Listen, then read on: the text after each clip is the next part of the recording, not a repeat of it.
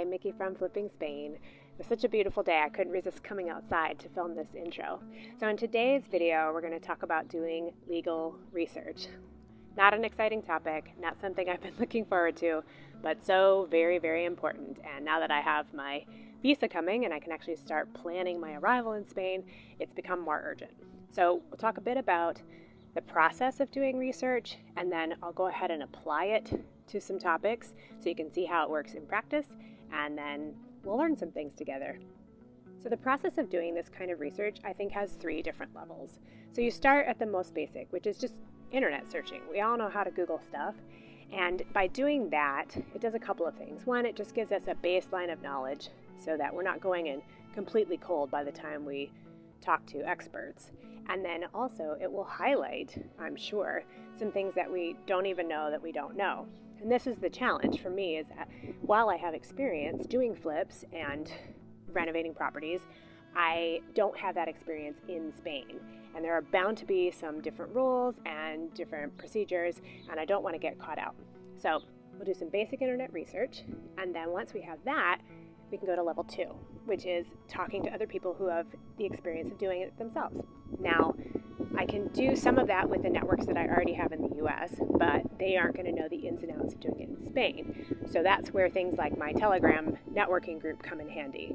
Those people aren't in my region, but at least they're in the country, so they'll have some idea of where to point me. And then this will be most important once I'm down on the ground. And this can be talking to other investors, it can mean talking to builders, even just people who have DIY'd their own house, which there are tons of great videos on YouTube for, so we can use that as well.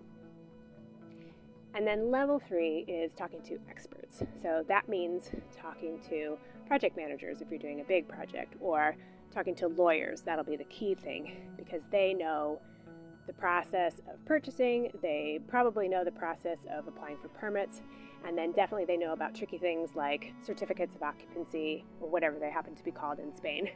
All right, so we've talked about the process, let's apply it. So now let's apply that process to all of the gaps in knowledge that we identified in the deal analysis videos. Want to find out about those specific items, and let's start with purchase costs. So if we do a basic internet search, we'll come up with a number of resources. Idealista actually has some great information, and it's up to date, as you can see here, taxes and fees in 2024. The great thing about this is it breaks it down, and it starts with what fees are involved in buying a property. And that's what we talked about before, is you don't know what you don't know when you're doing something in a new area.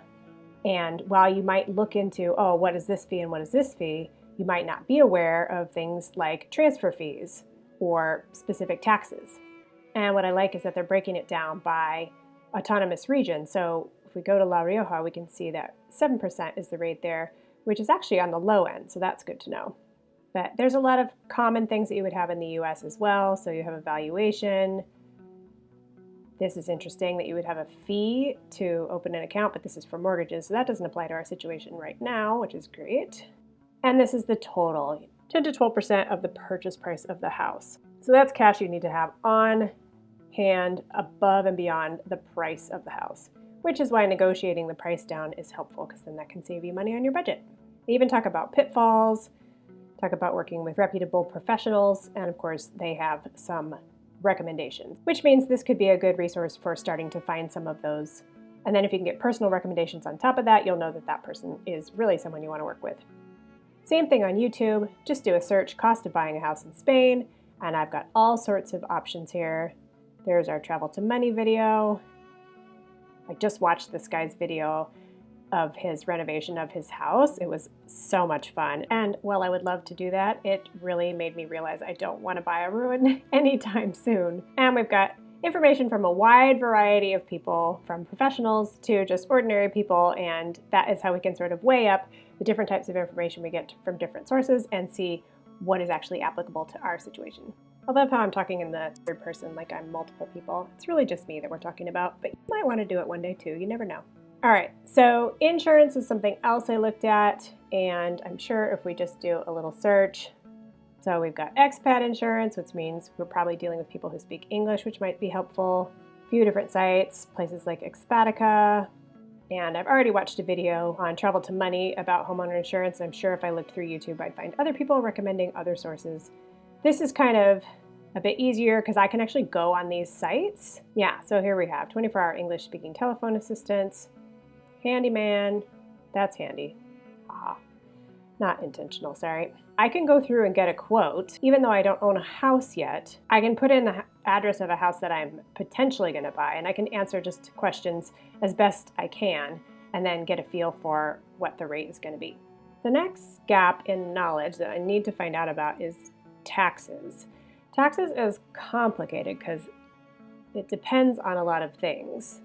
But at the very least, I can start reading up on the different types of taxes and the different rates so that then I have some numbers I can plug into my spreadsheets.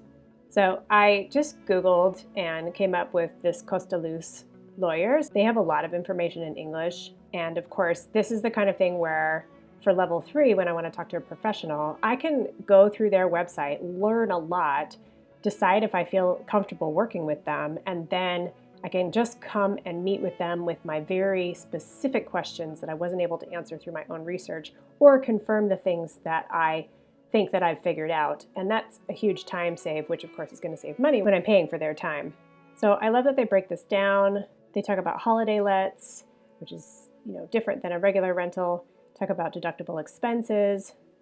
This is all stuff that I've experienced in the US, but I don't know if I can do the same things in Spain. And if I'm living there for more than 6 months, then I'll be tax resident in Spain, so I have to go by their rules. So far, this is all pretty comparable. This was interesting because I would have never thought to look for this. Are there deductions for taxes on long-term rental properties? Yes. And this is part of Spain's approach to affordable housing.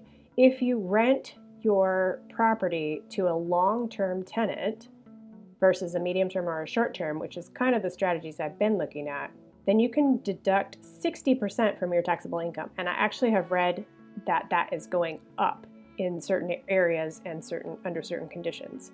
That's a huge reduction in income that I'm liable for taxes on. Now, the other thing I'll have to now research is what is considered a long-term rental in Spain. Let's see if we can find out.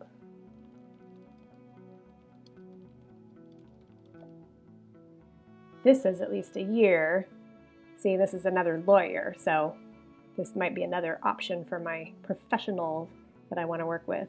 Okay, short or long-term period. Long-term rental contracts are meant for regular use in which the property acts as a home. Yeah. The minimum duration of a rental contract is 5 years if it is a lease between individuals, or 7 years if you're doing it through a legal entity. Minimum duration. But see, this is 2019, so I would want to check on that, because that's crazy. Long-term in the US is like 18 months maybe. Well, and they really don't regulate it. You can make any agreements you want.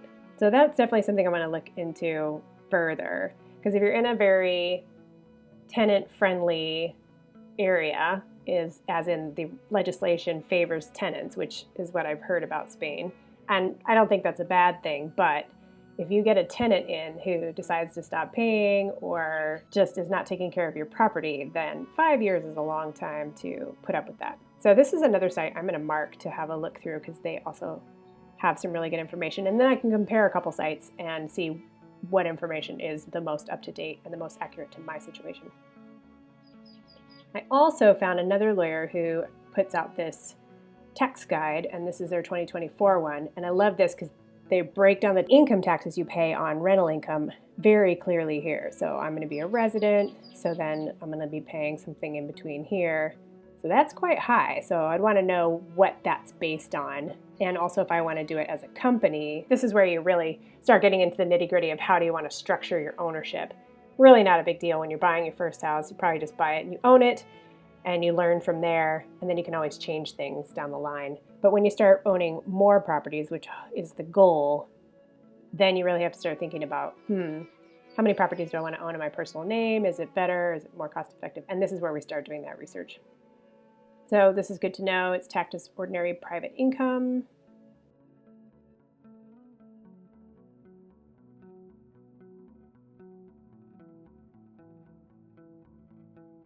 Here's our transfer taxes. So when you buy a property, this is what you pay in addition to the purchase price for the transfer and ownership.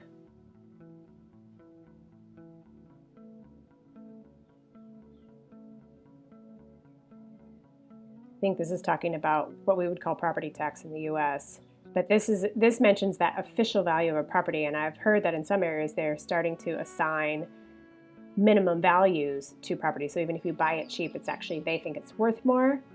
So you might have to pay a higher tax than you think you would. So again, this is why we're doing our research, because little surprises like that, a few $1,000s here and there adds up, and it changes your return on investment pretty quick. Obviously, we're not going to scroll through all of this, but just to say there's a lot of research I can do up front, and then I can make a list of questions and confirm some things when I actually speak with a professional, and that'll be more time cost effective. Another area that is important to research, partly because we're considering doing flips, but also holding things as rentals, and it'll be good for me too, because I'll probably rent when I first get there, so it'll be good to know what my rights are. But if I just search landlord laws in Spain, then I can get an idea of what requirements I need to follow in order to be a landlord. Part of that is just that I don't want to do something wrong and end up getting in trouble or getting fined, but also because I want to understand what I'm getting into, because if it's super complicated or if the rules are super tenant friendly and very landlord adverse, then maybe that's not something I want to do, or maybe it helps me choose whether I want to try and have a short-term holiday let or long-term rentals. And there, again, are tons of resources. These are ones we've seen before, so I can have a look at those. New property rental law in Spain 2023. So let's have a look and see what that is.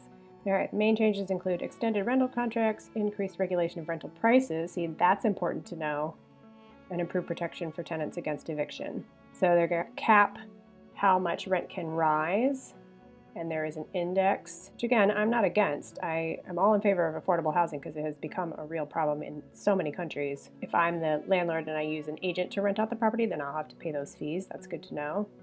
This is these areas, these rent tension areas. So this might not apply across the board to me. It's going to definitely apply in places probably like Barcelona or areas of Madrid, who knows, but places where there are a lot more rentals and a lot more demand for housing. One thing I'm aware of from the US is that in certain areas you have to have a license for short-term or holiday type rentals, so anything you want to put on Airbnb.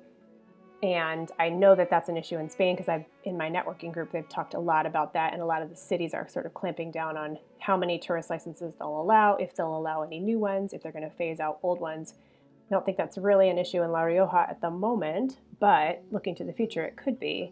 So I know that in Valencia, they have to have them. So I looked up an Airbnb rental just to see where that information would be. And it's actually here in the main, right down here, registration number. So that's where it should be. And then I had a look in La Rioja at some of the listings just to kind of see if anyone had one on there, because then I would know. So this one didn't, but then I looked at another one and it did. So chances are you have to register your short-term rental. So then I did a little Google, and this is from 2017, but this is when they started regulating holiday rentals. So I'm assuming if it started in 2017, it hasn't stopped. So it's fully furnished. It has to be rented for more than 3 months a year with minimum periods of 1 week. So these are all little fiddly things that I wouldn't have known if I hadn't done my research, and could have got me in trouble down the line. Now, a lot of this may not apply to renting a room in your own home or renting a property that you also live in. So that's something else I'll have to do some research on.